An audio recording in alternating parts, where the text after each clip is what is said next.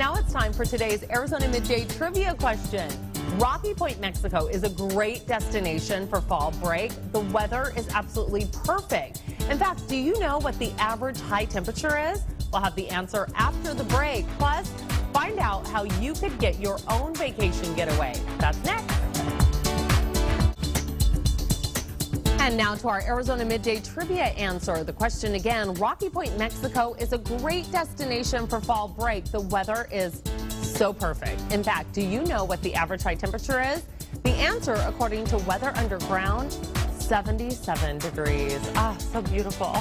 You know, with mild temperatures like that, you may want to consider investing in a year-round vacation resort just a few hours away. It is actually easier than you think. Mary Snyder is here, and she is going to tell us how. Good to see you once again. Nice to see you again. Let's talk about the real estate market and it taking off in Rocky Point. When did that happen?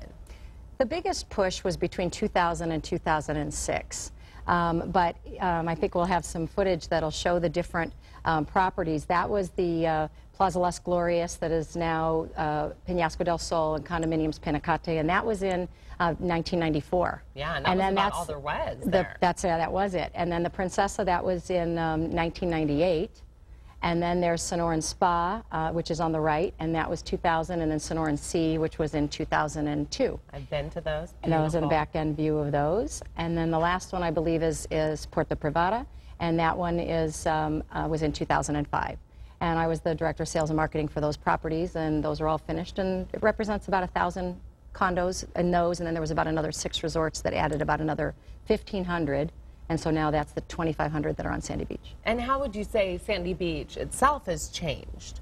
It's really been, I think we had a before and after picture that shows it was the college kid town, and now it's really a resort destination now. So you see that was the before, and then there's the after, and that's just been in less than 9 years. You know what, you're right, because I remember when I used to go and, you know, you'd camp out on the beach or, you know, something like that, and now it's just not like that. You go and there's condos and they're beautiful, and it rivals Cancun and those type of destinations. Does. And with it being a weekend instead of a big one. Oh, absolutely. Now, what about today's economy? How is that affecting the market? You know what, we kind of have a different situation than here. You know, up in the States, you've dealt with the banks, the bad loans, the, you know, adjustable rate mortgages. We don't really have those issues. The situation that we have there is that during that boom time, people bought more than one condo. They bought 2 or 3 or 4. So we just really got bottlenecked, you know, with the inventory. So we were one of the last markets to revert to back to a buyer's market from a seller's, and we're going to be one of the first ones that go back into a seller's market because that's our only situation. So right now, what is the opportunity for people to buy real estate there? There's a lot of good deals, a lot of good opportunities, like real estate is anywhere.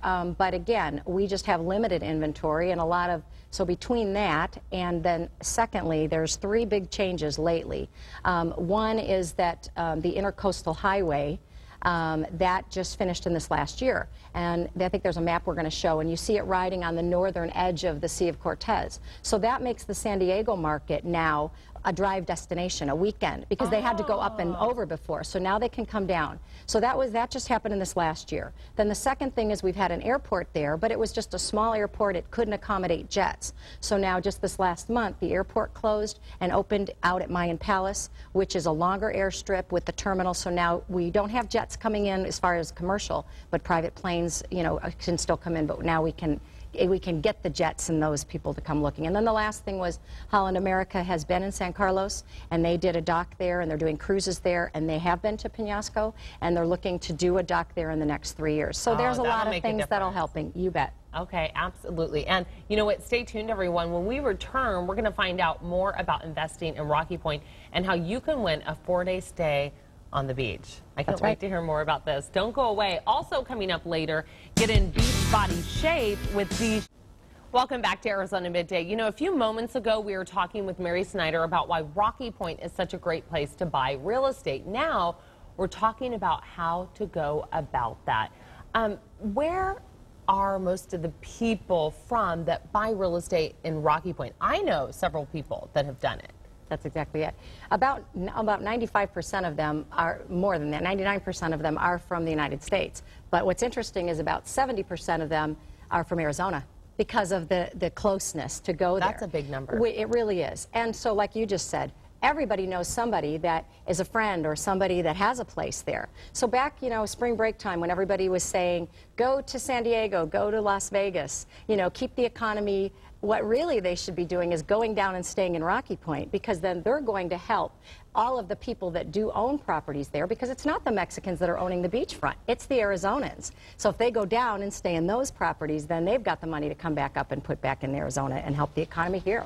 So it is true then that a foreigner can own property there. You know what? It is true. And there's a misconception about that. There's actually two different ways. If it was downtown Mexico City, Guadalajara, inland, then you can hold title in your hand just like we do here in the United States.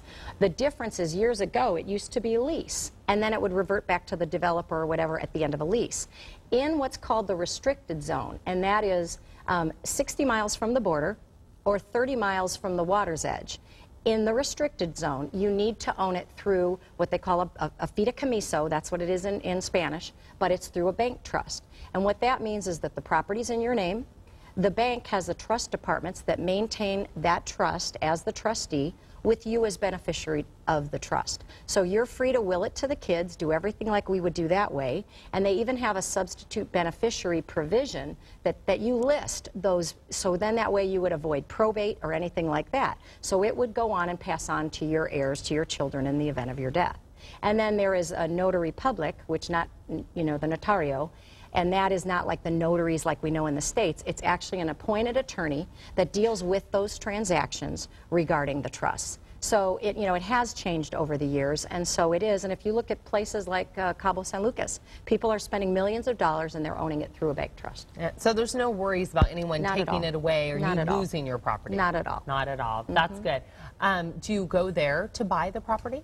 Yes, you would go down there and then you would just be there and to the different developers, and most of the developers are offering financing themselves, you know, so then they would deal directly regarding that. It's not really mortgages. There's a few banks that are doing some things down there. Yeah. And they have sales offices, of course, very similar to what you would see here. Exactly, the same. That is all the same, exactly. Okay. And here's something that's pretty cool, a free monthly giveaway.